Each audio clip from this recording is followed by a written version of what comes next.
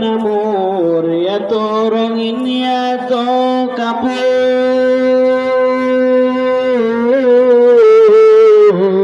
এত রঙিন এত কাপড় কিছুই ভালো লাগে না মোর বাঁশের দোলাই বাঁশের দোলাই বাঁশের দোলাই আমায় তুলে দে সজনী তোরা সাজিয়ে গুজিয়ে দে মোরে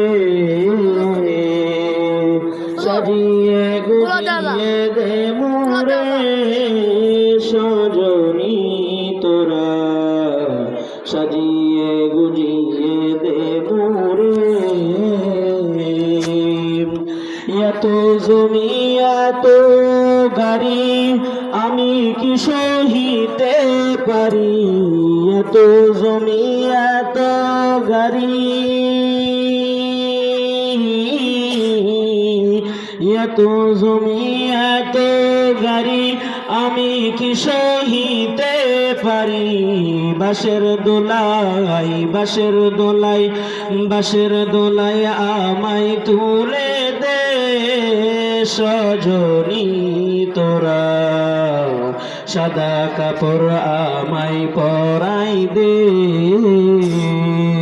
সাজিয়ে গুজিয়ে দে মোরে সজনী তোরা সাজিয়ে গুজিয়ে দে মোরে সাজিয়ে গুজিয়ে দে মোরে সজনী তোরা সাজিয়ে গুজিয়ে দে মোরে। আসসালামু আলাইকুম ওয়া রাহমাতুল্লাহ। মাশাআল্লাহ, আলহামদুলিল্লাহ। আপনারা যারা এদিক সেদিক ঘোরাফেরা করিতেছেন অতি তাড়াতাড়ি সামনের নিচে চলে আসেন। সম্মানিত এলাকাবাসী, আপনারা যারা বাড়িতে দোকানপাটে রাস্তাঘাটে আছেন অতি তাড়াতাড়ি আমাদের মাহফিলের নিকটে চলে আসেন। আমাদের মাহফিলের কার্যক্রম এখনই শুরু হবে ইনশাআল্লাহ। আজকের মাহফিলের সম্মানিত সভাপতি হযরত মাওলানা ইব্রাহিম খলিল সাহেব, সাবেক ইমাম পোড়াবাড়ি বাজার কেন্দ্রীয় জামে মসজিদ, ওনাকে ওনার সভাপতি আসন গ্রহণ করার জন্য বিশেষভাবে অনুরোধ করছি। এই পর্যায়ে আপনাদের সম্মুখে কোরআন এবং হাদিস থেকে আলোচনা করবেন হযরত মাওলানা আবু মুসা সাহেব, ইমাম জঙ্গলবাড়ি জামে মসজিদ। ওনাকে ওনার মূল্যবান বয়ান করার জন্য বিশেষভাবে অনুরোধ করছি।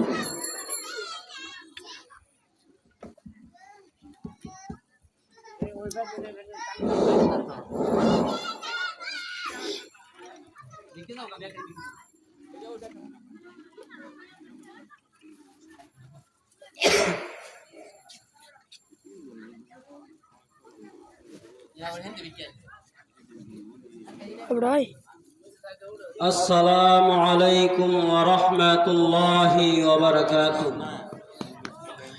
নাহমাদুহু ওয়া নুসাল্লি আলা রাসূলিহিল কারীম। আম্মা বা'দু ফাআউযু বিল্লাহি মিনাশ শাইতানির রাজীম।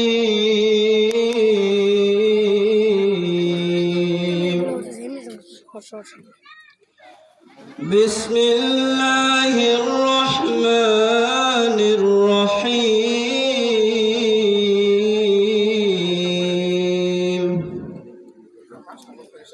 وقضى ربك ألا تعبدوا إلا إياه وبالوالدين إحسانا. وقال النبي صلى الله عليه وسلم إن أبواب الجنة تحت أقدام الوالدين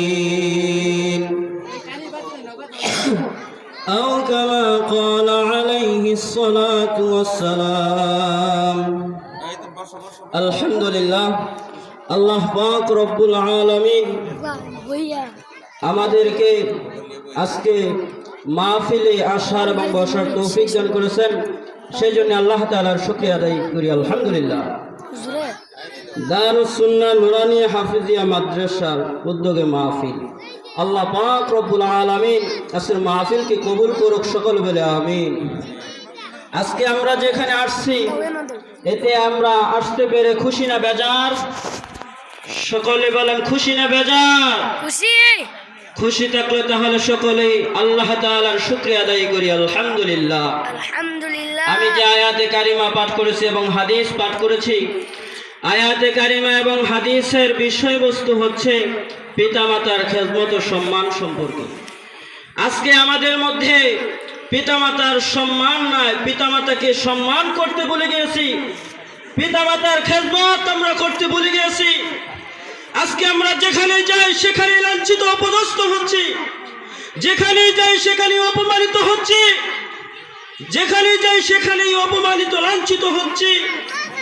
সম্মানের জায়গায় বসতে পারি না, সম্মানের জায়গায় বসেও আবার অসম্মানিত হয়ে যায়। এটার কারণ কি?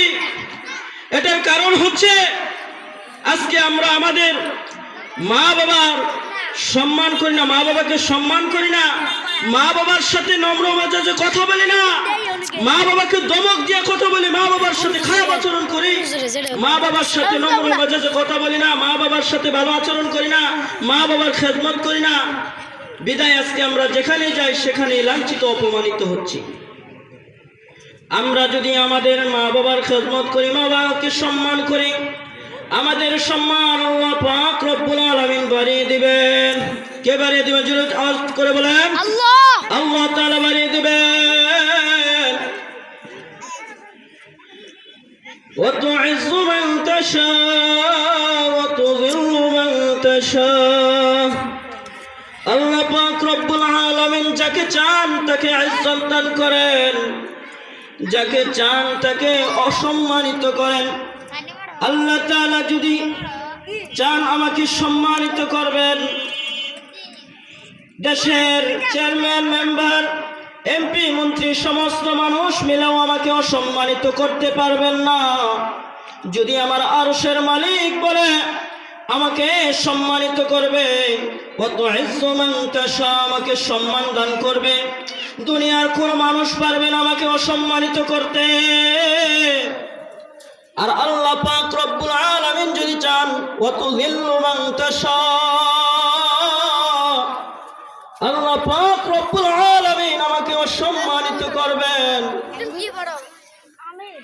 এলাকার চেয়ারম্যান, মেম্বার, এমপি, মন্ত্রী, দেশের এমপি, মন্ত্রী সমস্ত মানুষ মিলেও আমাকে সম্মানিত করতে পারবে না। যদি আল্লাহ তাআলা ওয়া তুযিল্লু মান তাশা, আল্লাহ তাআলা যদি চান আমাকে অসম্মানিত করবেন। তো ভাই বোনেরা, সম্মান দেওয়ার মালিককে জোরে আওয়াজ দিয়ে বলেন আল্লাহ। সম্মান দেওয়ার মালিক আল্লাহ, অসম্মানিত করার মালিক আল্লাহ।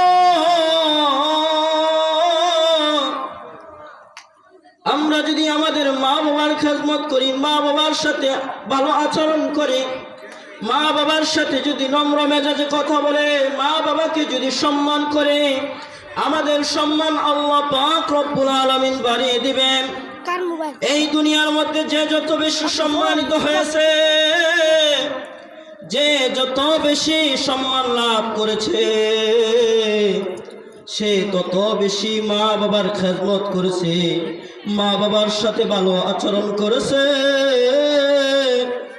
মা বাবার সাথে নম্র মেজাজে কথা বলেছে, মা বাবাকে বেশি সম্মান করেছে।